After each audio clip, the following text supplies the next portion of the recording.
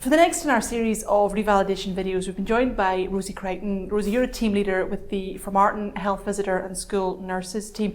You've got a team at various stages of the process. What's been the most important thing for you as a team leader? I think that from the point when we learned that revalidation was happening, it was about sharing the information around the team, making sure that everybody was comfortable with everything that we had to do, and if there was any questions that they had, that we could discuss it. Really making it part and parcel of everyday, team meeting conversation, so that everybody became comfortable with the process. Now, you've also done a confirmer conversation, which is part of the revalidation process. What are the top tips? I would think that in the first place probably is because we already had the relationship in place, that we were talking about it. It was to be able to just say, yes, we're confirming what we're seeing. I'm not in a position there to say that you're a good nurse or a bad nurse or that this won't do. It's saying, yes, I'm confirming that I've seen your reflective pieces, that I've seen your hours, and that the undertaken education that you've done. And that really is the whole process, and just signing that off.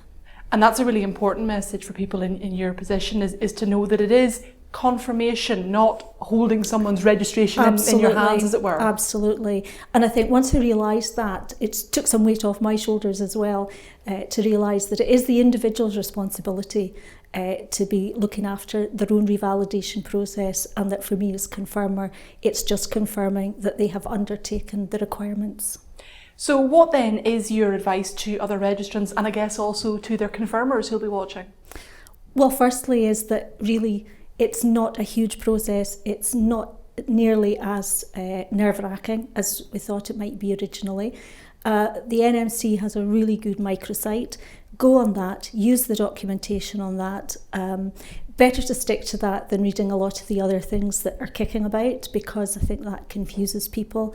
And the microsite is perfect, easy to read, easy to use, and everything in one place. And I guess for confirmers, it is just doing what you've done, which is checking in with people in your team, not harassing them, but just how are you getting on? What we did was we set up a meeting a couple of months before, because it's all a very new process. We've not had a lot of time. We set up a meeting a couple of months before it was required to do the confirmation discussion. And we looked over everything. We decided, right, okay, does that little bit more needed there, or a little bit tweak here or there, whatever it was. And then we came back at the right time, and so that everything was ready. So really, it's about preparation and knowing what you're doing well in advance.